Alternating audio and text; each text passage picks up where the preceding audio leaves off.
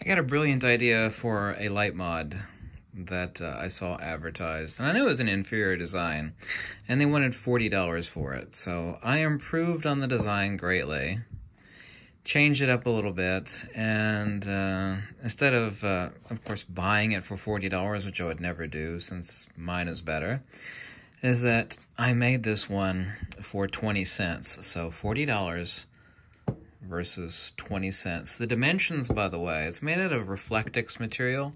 You can actually get it like Home Depot or Lowe's. It's basically like double-coated Mylar, and it has this very strong bubble, basically like bubble wrap on the inside. The dimensions are 14 inches by 11 inches wide.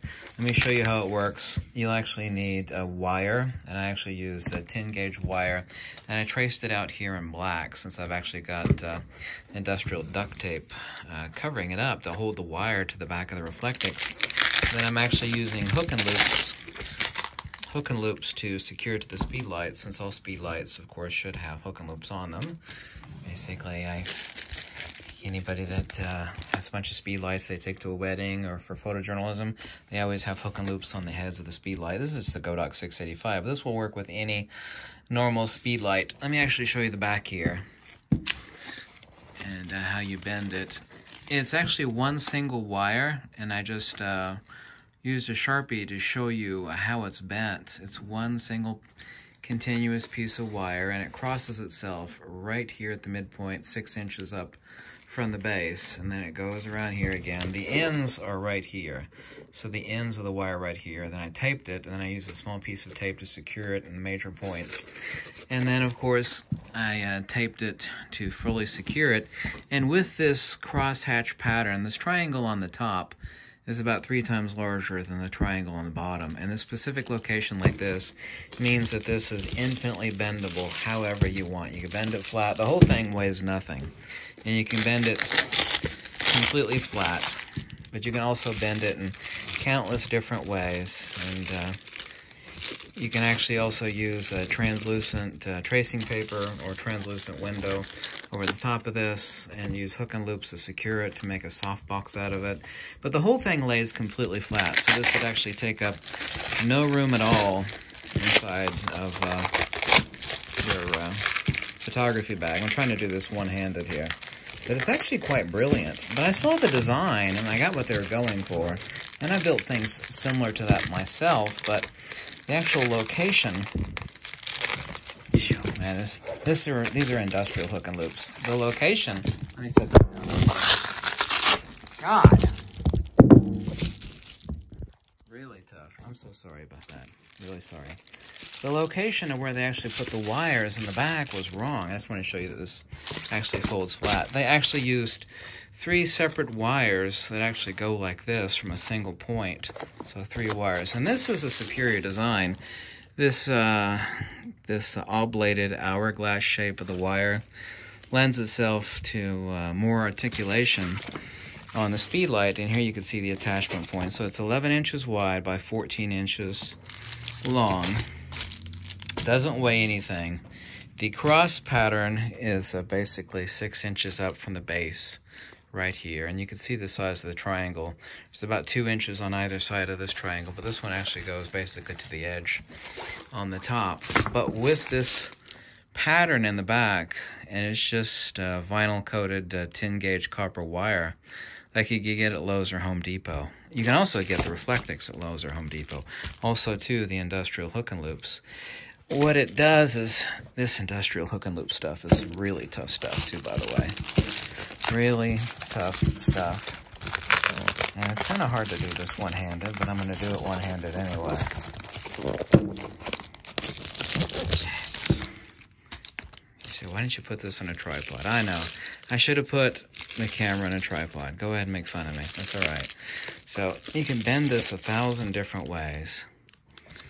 Actually, I would never bend it like this particular shape. I've tested it now like this, with the ears bent over, and also using a translucent box over top of the top of it. Also, too, the dappled Mylar pattern that's on the face of the Reflectix.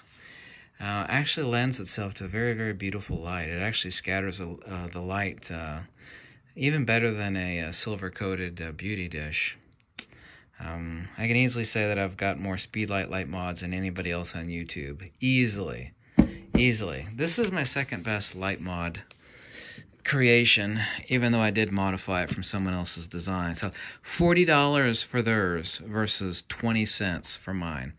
I don't know which is cheaper, $40 or 20 cents. This is my other favorite. This is a completely collapsible beauty dish. The whole thing collapses down. You just undo the hook and loops here, and I've made videos on this before. And this is a translucent tracing paper, and the interior has a silver coating right there. It assembles in just a few seconds. You attach it to the Speedlight like this. This is completely my little creation. This is actually the best Speedlight mod that I've ever created. It's actually better than any Speedlight mod that I've ever bought. It's just a completely collapsible, folds totally flat, ultra lightweight beauty dish for your Speedlight. Well, everybody's actually cooped up in their house because of Corona. You know, why don't you actually go down to Lowe's or Home Depot and spend $20 or $30 and make some brilliant light mods. This one's really great. I knew I could do a better job than them on this Speedlight mod. And it is very, very nice, actually. Man, it's hard to do this one-handed. I apologize for having to put the camera down doing that. I like to make spontaneous videos like this without having to go to the great pains of... Other people make very fancy, pretty videos, and they edit the hell out of them. And they don't actually take the time on, you know, the content. I'm really only interested in content. So I'm sorry I put the camera down. I apologize for that. But, hey, you know, make it yourself for 20 cents. Sure beats the hell out of spending $40 for something that's inferior, right? Would you really spend $40 for something? Or would you make it... And by the way, it took me 10 minutes to make this. Just 10 minutes. And you know how it's made already. You're just talking about wire, duct tape, a 14 by 11 inch strip of Reflectix, and some hook and loops. The hook and loops, by the way, have a backing on them, so you can stick them to anything. I always buy a roll of hook and loops.